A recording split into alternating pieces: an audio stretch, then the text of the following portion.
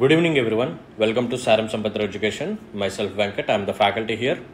So welcome to the TSPSC Group 1 MCQ series. Present మనం Indian economy సబ్జెక్ట్ని deal చేయబోతున్నాం. So దాంట్లో భాగంగా industries, manufacturing and service sector మీద క్వశ్చన్స్ని డీల్ చేద్దాం. సో సెషన్లోకి వెళ్ళబోయే ముందు ఒక చిన్న అనౌన్స్మెంట్. సో గ్రూప్ 1 స్టూడెంట్స్ కోసం మనం మల్టిపుల్ కోర్సెస్ లాంచ్ చేయడం జరిగింది. సో దీంట్లో భాగంగా మనం ఫుల్ కోర్స్ కూడా లాంచ్ చేసాం. So it is for both prelims as well as mains. So 2 రౌండ్స్ని కవర్ చేస్తూ ఎంటైర్ సిలబస్ని మనం కాంప్రహెన్సివ్గా కవర్ చేయడం జరిగింది. అండ్ తెలంగాణ స్పెసిఫిక్ టాపిక్స్ ఏవైతే ఉన్నాయో like Telangana history, culture and geography, Telangana society, Telangana economy, so ఇటువంటి సబ్జెక్ట్స్ మీద మనం ఎక్కువగా స్పెషల్ ఫోకస్ పెట్టడం జరిగింది.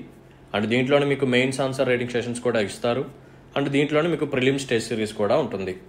So full course with 1 year validity వచ్చేసరికి 13,000 రూపీస్ మాత్రమే. 2 years వ్యాలిడిటీ అయితే 15,000 మాత్రమే. సార్ మాకు ప్రిలిమ్స్ వద్దు, కేవలం మెయిన్స్ కావాలి అని అనుకుంటే you are welcome. So programme పేరు వచ్చేసరికి mains ways the right way. So around 700+ mains క్వశ్చన్స్ని మనం డీల్ చేయడం జరుగుతుంది. సో ప్రతి క్వశ్చన్కి PDF as well as explanation video కూడా మీకు ప్రొవైడ్ చేయడం జరుగుతుంది. సో మెయిన్స్ సిలబస్లో మెన్షన్ చేసి ఉన్న ప్రతి టాపిక్ మీద స్టాటిక్తో పాటు డైనమిక్ పార్ట్ని కూడా కవర్ చేస్తున్నాం. అంటే కరెంట్ అఫైర్స్ని కూడా బేస్ చేసుకొని మెయిన్స్ క్వశ్చన్స్ని మేము తయారు చేసి మీకు పీడిఎఫ్స్ని ప్రొవైడ్ చేసి దాంతోపాటు ఎక్స్ప్లెనేషన్ వీడియోస్ కూడా ప్రొవైడ్ చేస్తున్నాం. ఓకేనా? సో మెయిన్స్ ప్రోగ్రామ్ 1 year వ్యాలిడిటీతో అయితే 8,000 రూపీస్ మాత్రమే. 2 years వ్యాలిడిటీ అయితే 10,000 రూపీస్ మాత్రమే.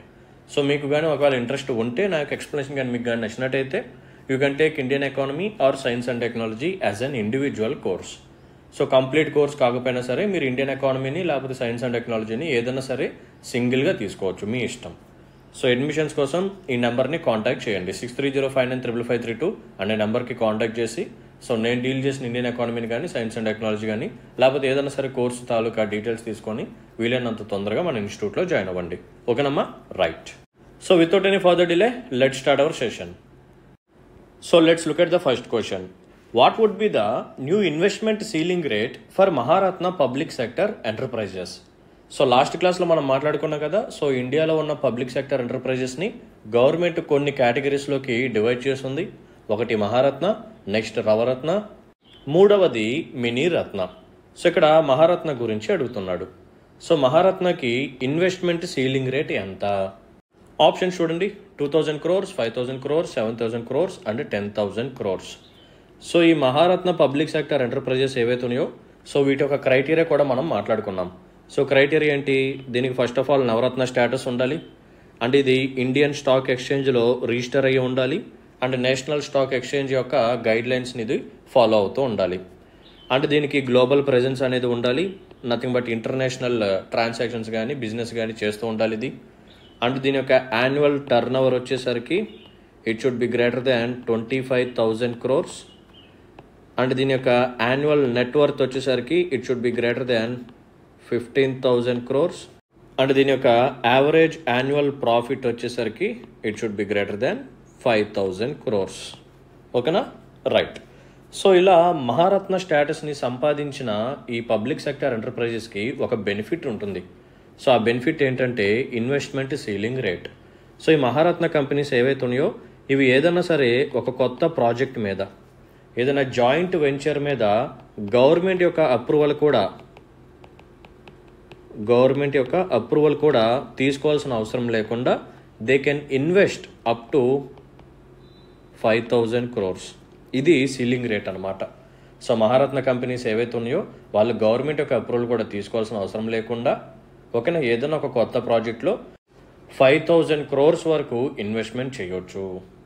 So the investment ceiling rate for Maharatna public enterprises వచ్చేసరికి 5,000 crores. సో ఒకప్పుడు 1,000 crores ఉండేది ఈ సీలింగ్ రేట్ అనేది. దాన్ని 5,000 crores పెంచారు. అందుకని న్యూ ఇన్వెస్ట్మెంట్ సీలింగ్ రేట్ అని చెప్పి అడిగాడు. సో ఈ పర్టికులర్ క్వశ్చన్కి ఆన్సర్ ఏంటంటే option B 5,000 crores is the right answer. So next question చూడండి.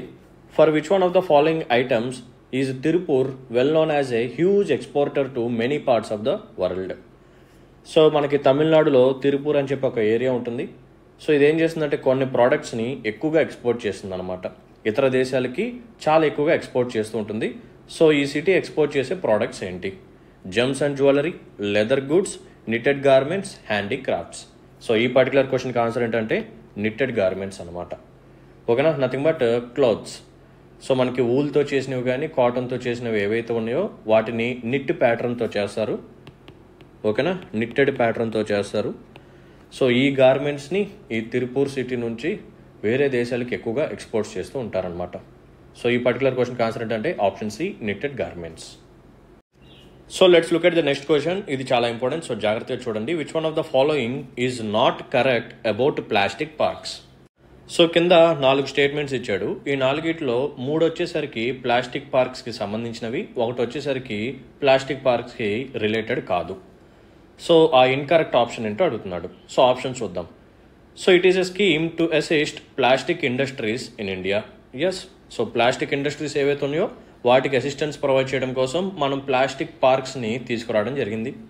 So these parks will help to develop biodegradable plastic. So ఈ ప్లాస్టిక్ పార్క్స్ అనే స్కీమ్ ఏదైతే ఉందో ఇది మనకి బయోడిగ్రేడబుల్ ప్లాస్టిక్స్ని తయారు చేయడానికి, డెవలప్ చేయడానికి ఉపయోగపడుతుంది అంటున్నాడు. నో, ఇది రాంగ్ అనమాట. సో ఈ పర్టికులర్ క్వశ్చన్కి ఆన్సర్ ఏంటంటే ఆప్షన్ బి. సో రిమైనింగ్ ఇవి కూడా చూద్దాం. సో ఈజీగా ఐడెంటిఫై చేసేయచ్చు. So to increase competitiveness and investment in plastic sector is one of the objectives. Yes, ఇది కామన్ పాయింటే కదా. సో ప్లాస్టిక్ సెక్టర్లో మనకి కాంపిటేటివ్నెస్ని పెంచడం కోసం, సో ఇక్కడ ఎక్కువ మంది ప్రైవేట్ ప్లేయర్స్ని తీసుకురావడం కోసం, సో ఇన్వెస్ట్మెంట్ని పెంచడం కోసం ఈ ప్రోగ్రామ్ని తీసుకొచ్చారు. ఇది కరెక్టే. It emphasises environmentally sustainable growth in plastic sector with cluster development approach. ఓకేనా, సో ఎన్విరాన్మెంట్కి ఎటువంటి డ్యామేజ్ చేయకుండా సో సస్టైనబుల్గా ఈ ప్లాస్టిక్ సెక్టర్ అనేది గ్రో అవ్వాలి. సో ఇలా అవ్వాలి అంటే వీళ్ళు తీసుకున్న అప్రోచ్ ఏంటంటే క్లస్టర్ డెవలప్మెంట్, అంటే గ్రూప్స్ వైజ్గా ఫామ్ అయ్యి ఈ ప్లాస్టిక్ సెక్టర్ని డెవలప్ చేస్తారనమాట. సో ఈ స్టేట్మెంట్ కూడా కరెక్టే. సో వాడు ఇన్కరెక్ట్ స్టేట్మెంట్ అడిగాడు కాబట్టి option B is the right answer. So మనకి ఈ ప్లాస్టిక్ పార్క్స్ అనే ప్రోగ్రామ్ని ఎవరు తీసుకొచ్చారంటే, so it was approved by ministry of chemicals and fertilisers. So ministry of chemicals and fertilisers వాళ్ళు తీసుకొచ్చారనమాట. సో వీళ్ళు తీసుకొచ్చిన ఈ ప్రోగ్రాంలో వీళ్ళు ఏం చేయబోతున్నారంటే మన ఇండియాలో 10 ప్లాస్టిక్ పార్క్స్ని ఎస్టాబ్లిష్ చేయబోతున్నారు. ఎన్ని? 10 ప్లాస్టిక్ పార్క్స్. సో ఎక్కడెక్కడ, ఏ స్టేట్స్లో, సో మన స్టేట్ ఉందా లేదా ఇది మనం తెలుసుకుందాం. సో ఈ 10 ప్లాస్టిక్ పార్క్స్ ఎక్కడెక్కడ పెట్టబోతున్నారు అంటే అస్సాం, మధ్యప్రదేశ్, ఒడిషా, తమిళనాడు, జార్ఖండ్, ఉత్తరాఖండ్ అండ్ ఛత్తీస్గఢ్. ఓకేనా, ఇక్కడ ఆంధ్ర కానీ తెలంగాణ కానీ లేదు. సో ఈ 10 ప్లాస్టిక్ పార్క్స్ అనేవి మన 2 రాష్ట్రాల్లో ఎస్టాబ్లిష్ చేయట్లేదు. ఓకేనా, so Assam, Madhya Pradesh, Odisha, Tamil Nadu, Jharkhand, Uttarakhand and Chhattisgarh. So కొన్ని స్టేట్స్లో 2 ప్లాస్టిక్ పార్క్స్ కూడా అప్రూవల్ అనేది సంపాదించారు. సో ఈ ప్రాజెక్ట్కి ఫండింగ్ ఎలా ఉంటుంది అంటే 50% వచ్చేసరికి సెంట్రల్ గవర్నమెంట్ పెట్టుకుంటుంది అండ్ రిమైనింగ్ 50% ఏదైతే ఉందో సో దీన్ని స్టేట్ గవర్నమెంట్ వాళ్ళు అండ్ బెనిఫిషియరీ ఇండస్ట్రీస్ ఏవైతే ఉన్నాయో వీళ్ళు పెట్టుకోవాలన్నమాట. ఓకేనా, సెంట్రల్ గవర్నమెంట్ వచ్చేసరికి 50%, అది కూడా 40 crores పర్ ప్రాజెక్ట్. ఇది అప్పర్ లిమిట్ అనమాట ఈ 50%లో. Remaining percentage state government and ఎవరైతే ఏ ఇండస్ట్రీస్ అయితే ఈ ప్రోగ్రామ్ ద్వారా బెనిఫిట్ చెందుతున్నారో వాళ్ళు కూడా సమ్ అమౌంట్ వేసుకోవాలి. ఓకేనమ్మా, రైట్. సో ఇక్కడ ఈ పర్టికులర్ ప్రోగ్రాంలో బయోడిగ్రేడబుల్ ప్లాస్టిక్స్ని తయారు చేసే ఆబ్జెక్టివ్ ఏమీ లేదు. సో సెకండ్ స్టేట్మెంట్ కరెక్ట్ కాదు, రిమైనింగ్ స్టేట్మెంట్స్ కరెక్టే. Now move on to next question. So question చూడండి అమ్మా. Token privatisation or deficit privatisation of public sector units occurs when the government sells 5% of shares, 10% of shares, 49% of shares or 51% of shares. So token privatisation అంటే ఏంటి, లేకపోతే deficit privatisation అంటే ఏంటి అడుగుతున్నాడు. So మనందరికీ తెలిసిన విషయమే బడ్జెట్ ఉంటుంది. సో బడ్జెట్లో 2 కాంపోనెంట్స్ ఉంటాయి. ఏమేమి ఉంటాయి? ఒకటి రిసిట్స్, రెండవది ఎక్స్పెండిచర్. ఓకేనా, సో రిసిట్స్ అంటే మన అకౌంట్లోకి డబ్బులు రావటం, అంటే ఇన్కమ్ సోర్సెస్ అనమాట. దీన్నే ఆదాయం అంటాం. సో ఎక్స్పెండిచర్ అంటే మన అకౌంట్లో నుంచి డబ్బులు బయటికి వెళ్ళిపోవటం, దీన్నే వ్యయం అంటాం. సో మనకి జనరల్గా గవర్నమెంట్ ఏం చేస్తుంది, సో డిఫరెంట్ సోర్సెస్ నుంచి ఇన్కమ్ని గ్యాదర్ చేస్తుంది. ట్యాక్సెస్ రూపంలో కానీ, నాన్ ట్యాక్సెస్ రూపంలో కానీ, బారోయింగ్స్లో కానీ, ప్రాఫిట్స్ పరంగా, డివిడెండ్స్ పరంగా ఇలా గవర్నమెంట్కి ఇన్కమ్ అనేది వస్తుంది ఫ్రమ్ వేరియస్ సోర్సెస్. అండ్ ఇలా వచ్చిన డబ్బుల్ని ఏం చేస్తుంది, డిఫరెంట్ యాక్టివిటీస్ మీద ఖర్చులు పెడుతుంది. డిఫెన్స్ మీద, మ్యానుఫ్యాక్చరింగ్ సెక్టర్ మీద, ఇండస్ట్రియల్ సెక్టర్ మీద, ఇన్ఫ్రాస్ట్రక్చర్ మీద, వెల్ఫేర్ ప్రోగ్రామ్స్, గవర్నమెంట్ ఆఫీసర్స్కి శాలరీస్ ఇవ్వటం, అడ్మినిస్ట్రేషన్ కాస్ట్, ఇవన్నీ పడుతూ ఉంటాయి. సో జనరల్గా ఏం చేస్తుంది, సో గవర్నమెంట్ ఎక్కువ పథకాలని నెరవేర్చడం కోసం కొత్త వెల్ఫేర్ ప్రోగ్రామ్స్ని లాంచ్ చేయడం. ఎందుకంటే గవర్నమెంట్ యొక్క రోల్ అదే. ఎందుకంటే ఇండియాలో పావర్టీ ఎక్కువగా ఉంది అండ్ లిటరసీ రేట్ తక్కువగా ఉంది కాబట్టి, అండ్ ఉమెన్స్ యొక్క పొజిషన్ కూడా చాలా బ్యాడ్గా ఉంది కాబట్టి, వీటన్నిటిని మనం మార్పు తీసుకురావాలి అంటే మనం ఖచ్చితంగా వీటి మీద ఇన్వెస్ట్మెంట్ చేయాలి. హ్యూమన్ క్యాపిటల్ మీద ఇన్వెస్ట్మెంట్ చేయాలి. సో హ్యూమన్ క్యాపిటల్ అంటే ఎడ్యుకేషన్, స్కిల్స్, హెల్త్. సో ఈ మూడింటి మీద ఖచ్చితంగా ఇన్వెస్ట్మెంట్ అనేది చేయాల్సిందే. అండ్ కార్పొరేట్ పీపుల్ ఎవరైతే ఉన్నారో సో వాళ్ళకు కూడా కొన్ని ఇన్సెంటివ్స్ ఇవ్వాలి. ఓకేనా, రైట్. సో ఇలా గవర్నమెంట్ ఏం చేస్తుందంటే తనకు వచ్చే ఆదాయం కంటే ఖర్చు ఎక్కువగా పెడుతుందన్నమాట. So expenditure is greater than receipt. So ఇప్పుడు ఏమవుతుంది, బడ్జెట్లో డెఫిసిట్ అనేది వస్తుంది.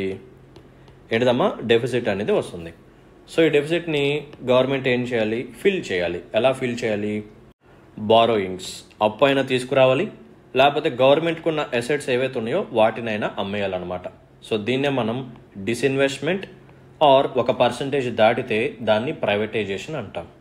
ఓకేనమ్మా, రైట్. సో ఇక్కడ వచ్చినదే token privatisation or deficit privatisation. So ఈ డెఫిసిట్ని పోడ్చడం కోసం గవర్నమెంట్ ఎప్పుడైనా సరే తన యొక్క కంపెనీ యొక్క షేర్స్లో 5 to 10% ఆఫ్ షేర్స్ని కానీ అమ్మేస్తే దాన్ని మనం token privatisation or deficit privatisation అంటాం. అంటే స్మాల్ అమౌంట్. ఓకేనా, గవర్నమెంట్కి ఒక కంపెనీ ఉంది, ఆ కంపెనీ తాలూకా 100% షేర్స్ గవర్నమెంట్ చేతిలోనే ఉన్నాయి. సో గవర్నమెంట్ ఒక డెసిషన్ తీసుకుంది, ఏమని, ఓకే సో మనకి డెఫిసిట్ ఎక్కువగా ఉంది, సో దీన్ని ఫినాన్స్ చేయాలి అంటే సో మనకి ఈ కంపెనీలో నుంచి ఒక 5 to 10% ఆఫ్ షేర్స్ ఈసారి ప్రైవేట్ వాళ్ళకి అమ్మేద్దాం. ఓకేనా, సో ఇలా డెసిషన్ తీసుకొని 5 to 10% లోపు ప్రైవేటైజేషన్ కానీ చేస్తే, వేరే వాళ్ళకి ఆ షేర్స్ని అమ్మేస్తే దాన్ని మనం token privatisation or deficit privatisation అంటాం. సో ఇక్కడ రెండు ఉన్నాయి, 5% ఉంది, 10% ఉంది. సో ఫస్ట్ మనం ప్రిఫరెన్స్ దేనికి ఇవ్వాలి అంటే 5% ఆఫ్ షేర్స్కి ఇవ్వాలి. సో అక్కడ నుంచే మనకి ప్రైవేటైజేషన్ ప్రాసెస్ అనేది స్టార్ట్ అవుతుంది అనమాట. సో ఈ పర్టికులర్ క్వశ్చన్కి ఆన్సర్ ఏంటంటే 5% of shares is the right answer. Now move on to next question. So question చూడండి అమ్మా, which one of the following cities is identified as the hottest outsourcing destination in the world. So మన ప్రపంచంలో hottest outsourcing destination లాగా దేన్ని మనం పిలుస్తాము? డుబ్లిన్ ఐర్లాండ్లో ఉంది, Bengaluru India, మకాయ్ city the Philippines, Tokyo Japan. So answer వచ్చేసరికి బెంగళూరు ఇండియా అనమాట. సో ఇక్కడ మనకి ఐటీ సెక్టర్ ఏదైతే ఉందో ఇది బాగా డెవలప్ అయింది. సో వేరే దేశాలతో పోలిస్తే మనకు బెంగళూరుకి సంబంధించిన ఐటీ సెక్టర్ బాగా గ్రో అయిందనమాట. సో మనం ఏం చేస్తాము, జనరల్గా వేరే కంట్రీస్లో ఉన్న కంపెనీస్కి మనం ఈ సాఫ్ట్వేర్ సర్వీసెస్ని ప్రొవైడ్ చేస్తూ ఉంటాం. సో దీన్ని అవుట్ సోర్సింగ్ అని చెప్పి పిలుస్తారు. ఏంటిదమ్మా, అవుట్ సోర్సింగ్. ఫర్ సపోజ్ ఇది బెంగళూరు అనుకోండి, ఓకేనా, బెంగళూరు ఇదంతా ఇండియా ల్యాండ్ బౌండరీ అనుకోండి. సో బెంగళూరులో మనకి ఒక కంపెనీ ఉంది, టీసీఎస్ అనుకోండి, ఓకేనా. దిస్ ఈజ్ అబ్రాడ్, యూఎస్ఏ అనుకోండి, America, United states of America. ఇక్కడ ఒక XYZ అనే కంపెనీ ఉంది. సో XYZ అనే కంపెనీకి ఒక ప్రాజెక్ట్ కావాలి. సో ఈ ప్రాజెక్ట్ని తయారు చేయడానికి అమెరికాలో కూడా చేస్తారు. బట్ ఇక్కడ ఏంటంటే ఈ లేబర్ కాస్ట్ అనేది చాలా ఎక్కువ అనమాట. శాలరీస్ కానీ వేజెస్ కానీ చాలా ఎక్కువ. సో వీళ్ళు ఏం చేస్తారంటే మన ఇండియాలో ఈ బెంగళూరులో ఉన్న టీసీఎస్ కంపెనీతో ప్రాజెక్ట్ టైఅప్ అవుతారు. ఓకేనా, క్లయింట్ లాగా వచ్చి వీళ్ళని అప్రోచ్ అయ్యి, ఎస్ మాకు ఈ ప్రాజెక్ట్ కావాలి, సో ఇంత ఫండింగ్ మేము ఇస్తాము, సో ఇంత ఫండింగ్ లోపు మీరు ఫినిష్ చేయాలి అని చెప్పి బెంగళూరు టీసీఎస్ కంపెనీతో డీల్ ఫిక్స్ చేసుకొని సో వాళ్ళు ఏం చేస్తారు, మనకి ప్రాజెక్ట్ని అలొకేట్ చేస్తారు. సో మన టీసీఎస్ కంపెనీ ఏం చేస్తుంది, మన యొక్క వర్కర్స్ని యూజ్ చేసుకొని ఈ ప్రాజెక్ట్ని ఫినిష్ చేసి వాళ్ళకి ఆ ప్రాజెక్ట్ని అమ్మేస్తారనమాట. సో దీన్నే మనం అవుట్ సోర్సింగ్ అని చెప్పి పిలుస్తాం. అంటే మనం ఏం చేస్తున్నాము, వేరే దేశాలకి సంబంధించిన కంపెనీస్కి మనం మన ఇండియా నుంచి సర్వీసెస్ని ప్రొవైడ్ చేస్తున్నాము. ఓకేనా, సో దీన్ని అవుట్ సోర్సింగ్ అంటాం. ఓకే, సో ఇలా ఎక్కువగా ఎక్కడ జరుగుతుందంటే ప్రపంచం మొత్తంలో మన బెంగళూరులోనే జరుగుతుంది. So it is the hottest outsourcing destination in the world. ఓకేనా, సో ఈ పర్టికులర్ క్వశ్చన్కి ఆన్సర్ అండి option B, Bengaluru India. Now move on to next question. So question చూడండి, which of the following statements regarding chemical industry in India are correct. So chemical industry మీద కొన్ని basic questions, కొన్ని basic statements. First statement చూడండి, chemical industry is one of the oldest industries in India. So ఇది కరెక్టే అనమాట. So ఇక్కడ ఏంటంటే moderate statement ఇది. ఆడేమన్నాడంటే one of the oldest industry అన్నాడు, అంతేగాని it is one and only oldest industry అంటే అది రాంగ్ అయ్యే ఛాన్స్ ఉంది.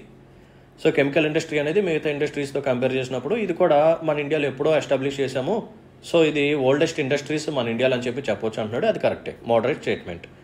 నెక్స్ట్ వన్ ఏంటంటే dyestuff sector is one of the important segments of chemical industry. ఓకేనా. సో డై స్టఫ్ సెక్టర్ అంటే nothing but colouring అనమాట. సో తెలుసు కదా, మన గార్మెంట్స్ నథింగ్ బట్ క్లోత్స్కి కానీ లేకపోతే హెయిర్కి రిలేటెడ్ కలరింగ్ ప్రోడక్ట్స్ ఉంటాయి కదా, సో దాన్ని మనం డై స్టఫ్ సెక్టర్ అంటాం. సో ఇది కెమికల్ ఇండస్ట్రీస్లో ఒక సెగ్మెంట్ అంటున్నాడు. ఎస్, ఇది కూడా కరెక్టే. So textile industry accounts for the largest consumption of dyestuff. So textile industry ఏదైతే ఉందో, మన గార్మెంట్స్ కానీ క్లోతింగ్ ఇండస్ట్రీ ఏదైతే ఉందో, ఇది ఎక్కువగా డై స్టఫ్స్ని కన్జ్యూమ్ చేసుకుంటుంది అంటున్నాడు. ఎస్, ఇది కూడా కరెక్టే. అంతే కదా, ఇప్పుడు మనం వేసుకునే షర్ట్స్ కానీ, ప్యాంట్స్ కానీ, జీన్స్ కానీ, కార్గోస్ కానీ, ఓకేనా, లేకపోతే ఉమెన్ రిలేటెడ్ క్లోతింగ్ కానీ, టెక్స్టైల్స్ కానీ ఏవైతే ఉన్నాయో, మరి దాని మీద వచ్చే ప్రింటింగ్ ప్యాటర్న్ కానీ, కలర్స్ కానీ, ఇవన్నీ ఎక్కడి నుంచి వస్తాయి? ఈ డై స్టఫ్స్ నుంచే వస్తాయి అనమాట. ఓకేనా. సో 3 స్టేట్మెంట్స్ కరెక్టే. సో వాడు కూడా కరెక్ట్ స్టేట్మెంట్స్ అడిగాడు కాబట్టి option D 1, 2 and 3 are correct answer. Now look at the next question. Which one of the following is not a part of service sector in India? So మన ఇండియాలో service సెక్టర్లోకి రానిది ఏంటి? So transportation, construction, hotels and restaurants and insurance. So transportation service సెక్టర్లోకి వస్తుంది, hotels and restaurants service సెక్టర్లోకి వస్తుంది, insurance ఇది కూడా సర్వీస్ సెక్టర్లోకి వస్తుంది. సో కన్స్ట్రక్షన్ ఏదైతే ఉందో ఇది సర్వీస్ సెక్టర్లోకి రాదు. ఓకేనా. ఇది మనకి ఇన్ఫ్రాస్ట్రక్చర్కి సంబంధించిన దాంట్లో వస్తుంది కాబట్టి ఇది సర్వీస్ సెక్టర్ కాదు కాబట్టి, సో వాడు కానిదే అడిగాడు కాబట్టి option B construction is the right answer for this particular question. So ఈ క్వశ్చన్ చూడండి, ఇది కూడా కొంచెం ఇంట్రెస్టింగ్గా ఉంటుంది. Which of the following statements in the context of income environment relationship are correct? So ఇన్కమ్కి ఎన్విరాన్మెంట్కి సో సంబంధించిన రిలేషన్షిప్ మీద క్వశ్చన్ అనమాట. So pollution trends tend to follow an inverse U shaped relationship across different stages of economic development. So మనకి economic development అనేది different స్టేజెస్లో జరుగుతుంది. ఎలా జరుగుతుంది అంటే, సో ఇలా 3 phases లాగా మనం డివైడ్ చేసుకోవచ్చు.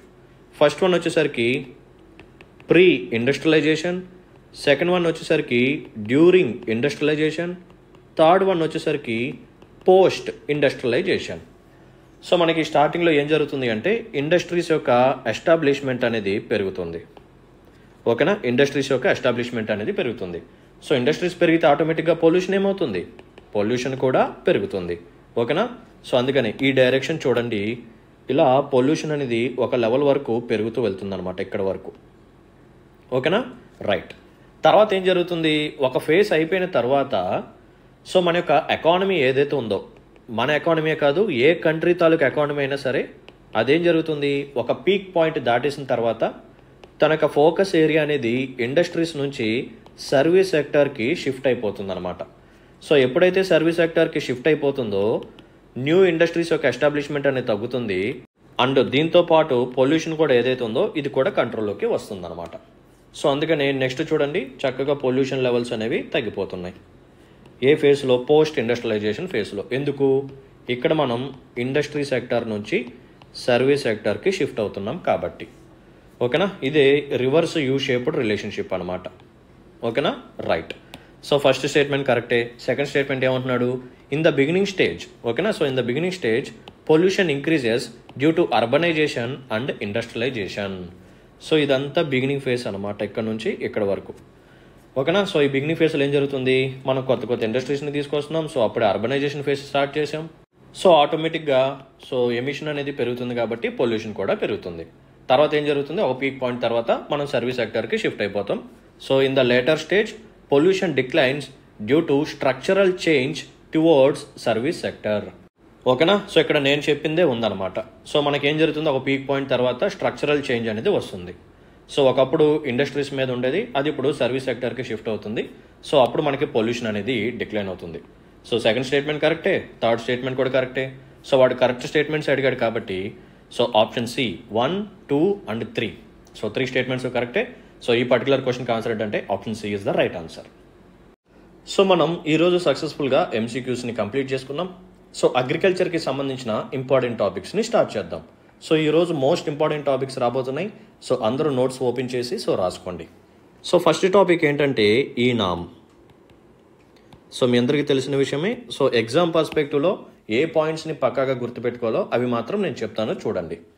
సో దీన్ని మనం ఏమని చెప్పి పిలుస్తాం? ఎలక్ట్రానిక్ నేషనల్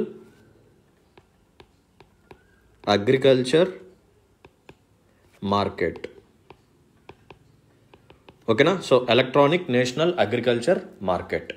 సో దీన్ని ఎప్పుడు లాంచ్ చేశారంటే it was launched in 14th April 2016. 2016వ సంవత్సరంలో ఈ ప్రోగ్రామ్ని మనం తీసుకొచ్చాం. సో ఇదేంటి యాక్చువల్గా? It is an online platform. ఓకేనా? It is like a portal or website. So ఇక్కడ మనకి ఏం జరుగుతుంది అంటే ఈ అగ్రికల్చర్ కమోడిటీస్ ఏవైతే ఉన్నాయో వాటికి ఒక మార్కెట్ని మనం క్రియేట్ చేస్తాము. ఓకేనా? So we're going to provide a market for agriculture commodities. ఓకేనా? రైట్. సో ఇక్కడ మోస్ట్ ఇంపార్టెంట్ పాయింట్ మీరు గుర్తుపెట్టుకోవాల్సింది ఏంటంటే ఈ ఈనామ్ యొక్క ఇంప్లిమెంటింగ్ ఏజెన్సీ ఎవరు? What is the implementing agency or nodal agency for this particular programme called eNAM? So answer వచ్చేసరికి SFAC. So SFAC stands for small farmers agri business consortium. షార్ట్కట్లో SFAC అని చెప్పి పిలుస్తాం. ఓకేనా? సో మీకు statement ఒకటి పెట్టవచ్చు, ఏమని? Small farmers agri business consortium is the implementing or nodal agency of eNAM అని చెప్పి అంటాడు. ఎస్, ఇది కరెక్టే. ఓకేనా? సో ఈనామ్ అనే ప్రోగ్రామ్ని ఇంప్లిమెంట్ చేసే పూర్తి రెస్పాన్సిబిలిటీ దీని యొక్క implementing agency or nodal agency ఎవరు అంటే small farmers agri business consortium. So వీళ్ళ యొక్క మెయిన్ గోల్ ఏంటంటే మన యొక్క ఇండియన్ మార్కెట్లో ఒక యూనిఫార్మిటీ తీసుకురావాలి. ఏం తీసుకురావాలి? యూనిఫార్మిటీ తీసుకురావాలి. సో ప్రైజెస్ అనేవి స్టేబుల్గా ఉంచాలి అండ్ ఫార్మర్స్కి ఒక గిట్టుబాటు ధర అనేది రావాలి, అంటే ఫెయిర్ ప్రైస్ అనేది రావాలి. సో దానికోసం ఈ ప్రోగ్రామ్ని మనం తీసుకొచ్చాం. ఓకేనా? రైట్. సో ఇక్కడ ఏం జరుగుతుంది? అగ్రికల్చర్ కమోడిటీస్కి మనం మార్కెట్ని కల్పిస్తున్నాం. సో ఏ అగ్రికల్చర్ కమోడిటీస్ దీనికి వస్తాయి అంటే సో ఇది కూడా అడిగే ఛాన్స్ ఉంది. సో జాగ్రత్తగా రాసుకోండి. So what are the products that are traded in eNAM? So ఆ ప్రోడక్ట్స్ ఏంటంటే ఫస్ట్ వన్ వచ్చేసరికి ఫుడ్ గ్రెయిన్స్ ఆర్ సీరియల్స్. ఇదంతా అఫీషియల్ వెబ్సైట్లో నుంచి నేను తీసుకొస్తున్నాను. సో PIB కానీ లేకపోతే ఈ ఈనామ్ పోర్టల్ని నేను రిఫర్ చేసి మీకు ఎగ్జాక్ట్ డేటా ప్రొవైడ్ చేస్తున్నాను.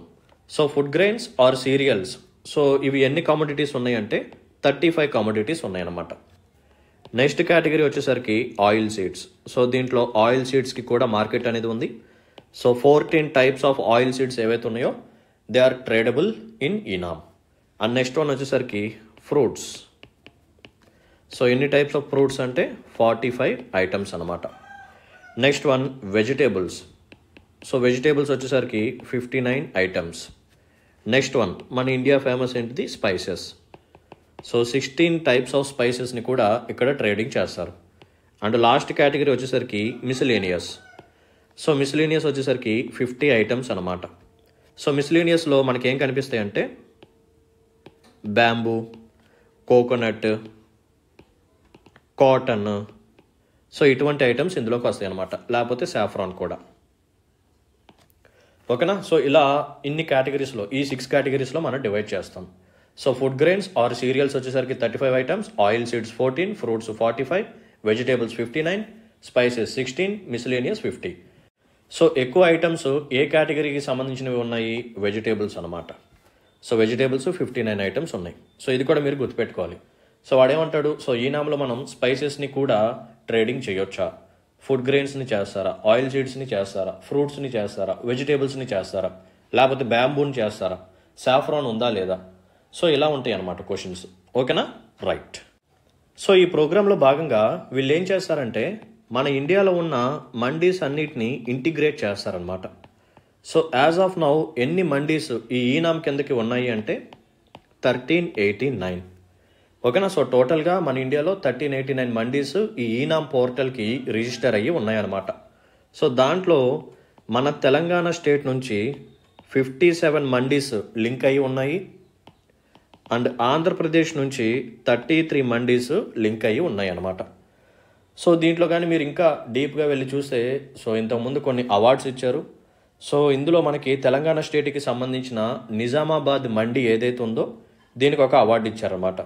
సో ఎందుకు ఇచ్చారంటే effective implementation of reforms for strengthening eNAM. ఓకేనా. సో ఈనామ్ ఏదైతే ఉందో దీన్ని స్ట్రెంథన్ చేయడం కోసం సో మంచి మంచి రిఫార్మ్స్ తీసుకొచ్చారు అని చెప్పి సో నిజామాబాద్ మండీకి అవార్డు అనేది ఇవ్వటం జరిగిందనమాట. ఓకేనా, రైట్. సో ఇదే ఈనాంలో ఒక రీసెంట్ డెవలప్మెంట్ ఏంటంటే వీళ్ళు పిఓపి అని చెప్పి ఒక మోడల్ని తీసుకొచ్చారు. ఏంటిదమ్మా POP? So POP stands for platform of platforms. ఏంటిదమ్మా? It is a platform of platforms. అంటే ఏంటి చెప్తాను చూడండి.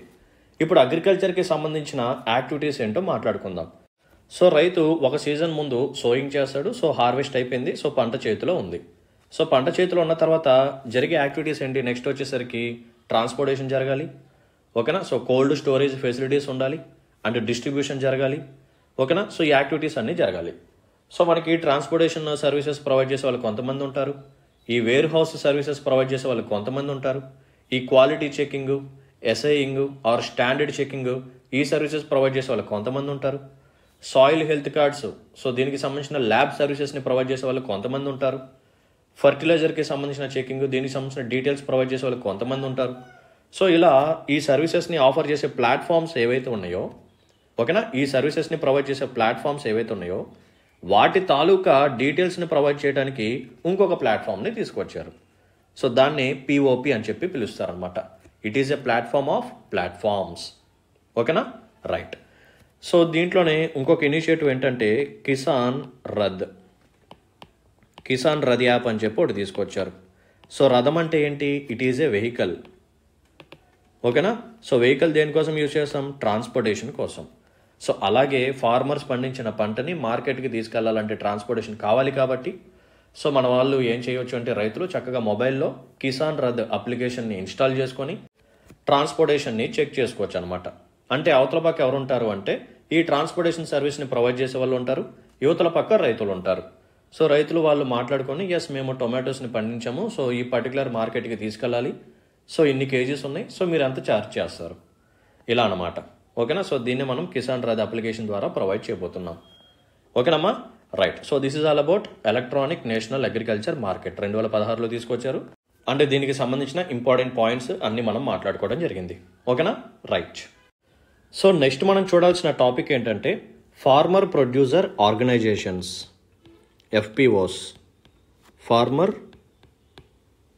Producer organisations, we call it as FPO. So ఇందులో ఏం జరుగుతుందంటే ఏ గ్రూప్ ఆఫ్ ఫార్మర్స్, కొంతమంది రైతులు ఒక గ్రూప్ లాగా ఫామ్ అయ్యి, ఒక క్లస్టర్ లాగా ఫామ్ అయ్యి, ఒక ఆర్గనైజేషన్ లాగా ఫామ్ అవుతారనమాట. సో వాళ్ళకి సంబంధించిన మనీని పూల్ చేసుకోవటం, ఓకేనా. సో బ్యాంక్స్ దగ్గర నుంచి లోన్స్ తీసుకోవటం, సో అగ్రికల్చర్కి సంబంధించిన డెవలప్మెంట్ అనేది ఇక్కడ మనకి కనిపిస్తుంది. Okay, right. సో ఒక గ్రూప్ ఆఫ్ ఫార్మర్స్ ఒక ఆర్గనైజేషన్ లాగా ఫామ్ అయ్యారు, దాన్ని మనం ఫార్మర్ ప్రొడ్యూసర్ ఆర్గనైజేషన్ అని చెప్పి పిలుస్తాం. సో ఈ పర్టికులర్ ఎఫ్పిఓని రిజిస్ట్రేషన్ చేయడానికి మనకి 3 మార్గాలు ఉంటాయి. చాలా ఇంపార్టెంట్, ఈ పాయింట్ మాత్రం గుర్తుపెట్టుకోండి. ఓకేనా. సో 3 వేస్లో మనం ఒక ఎఫ్పిఓని రిజిస్టర్ చేయొచ్చు. సో ఆ 3 మార్గాలు ఏంటంటే ఫస్ట్ వన్ వచ్చేసరికి it can be registered as cooperatives under which act? Cooperative societies Act. Cooperative societies act 1912 అనమాట. ఓకేనా. ఒక ఎఫ్పిఓని మనం కోఆపరేటివ్ లాగా రిజిస్ట్రేషన్ చేయించవచ్చు ఏ యాక్ట్ ప్రకారం? Cooperative societies act 1912. And second way వచ్చేసరికి we can register FPO as a farmer producer company. ఓకేనా. ఎఫ్పిసి లాగా కూడా మనం రిజిస్ట్రేషన్ చేయించవచ్చు. ఫార్మర్ ప్రొడ్యూసర్ కంపెనీ లాగా కూడా మనం రిజిస్ట్రేషన్ చేయించవచ్చు. మరి ఏ యాక్ట్ ప్రకారం చేయించవచ్చు అంటే అండర్ కంపెనీస్ యాక్ట్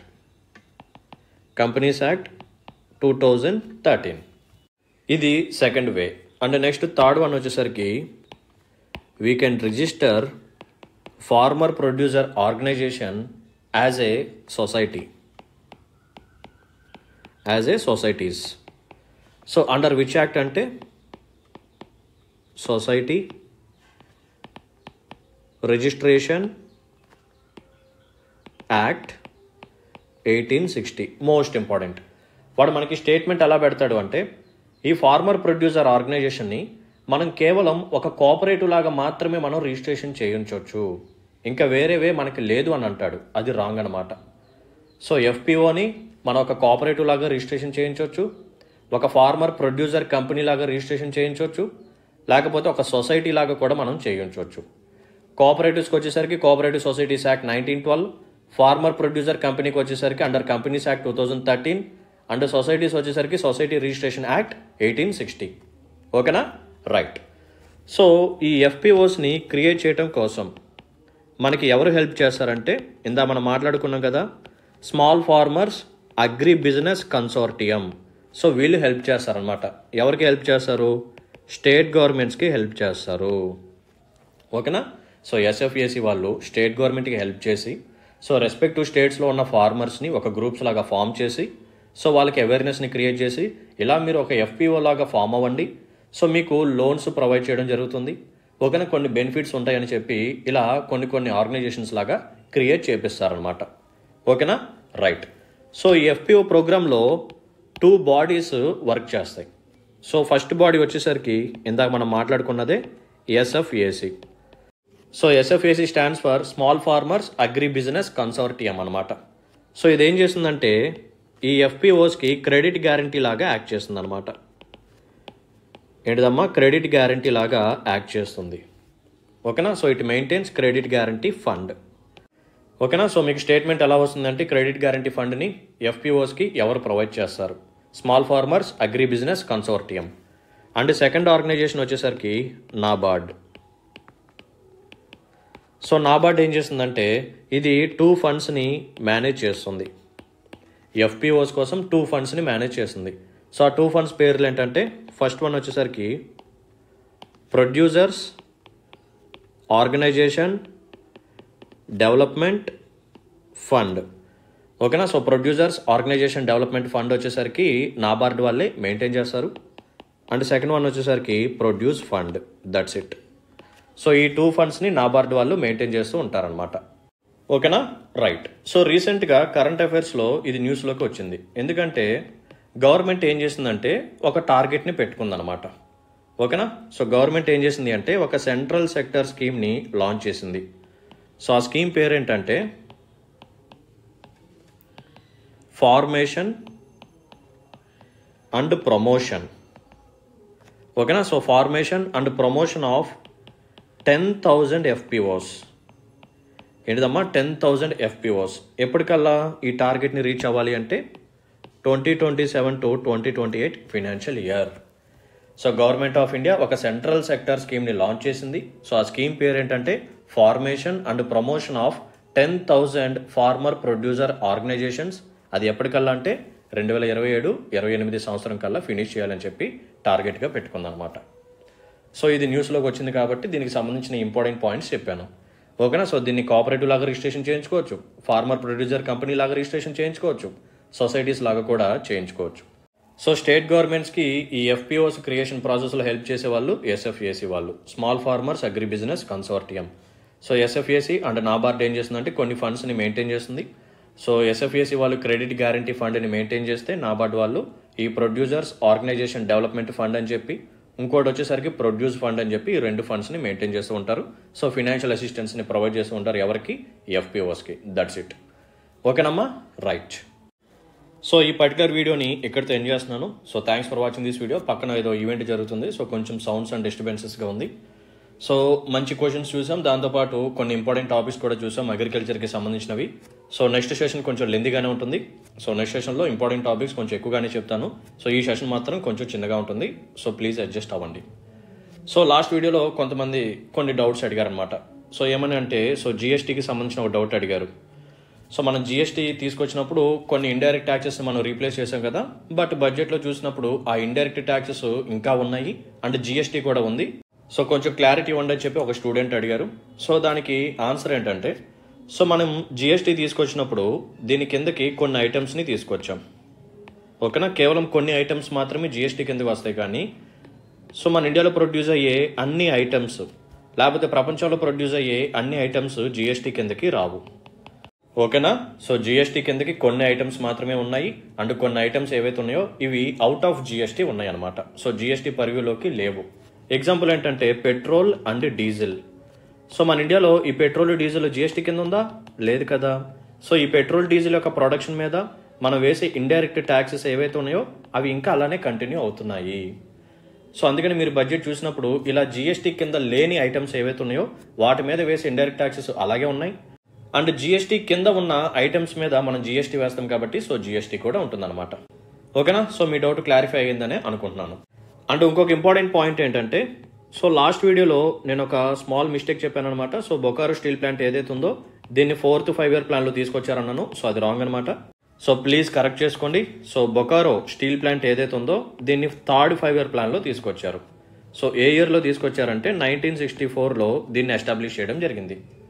సో తెలుసు కదా మనకి 3rd 5 year ప్లాన్ వచ్చేసరికి 1961 to 66. సో 64 ఏదైతే ఉందో ఇది మనకి 3rd 5 year ప్లాన్లోకి వస్తుంది కాబట్టి బొకారో స్టీల్ ప్లాంట్ అనేది 3rd 5 year ప్లాన్లో వచ్చింది. ఓకేనా, so sorry for the mistake. So please correct చేసుకోండి. సో దట్స్ ఇట్ అమ్మా. సో మీకు కానీ నాకు ఎక్స్ప్లెనేషన్ కానీ నచ్చినట్టయితే, ఇటువంటి సెషన్స్ మీరు కానీ నా నుంచి మరిన్ని కోరుకున్నట్టయితే please hit the like button and మీ యొక్క వాల్యుబుల్ కామెంట్ మెన్షన్ చేయండి. అండ్ మీ ఫ్రెండ్స్ అండ్ ఫెలో ఆస్పిరెంట్స్కి కూడా మన వీడియోస్ని షేర్ చేయండి. So let's call it a day then. See in the next session. Until then take care. Bye. Jai Hind.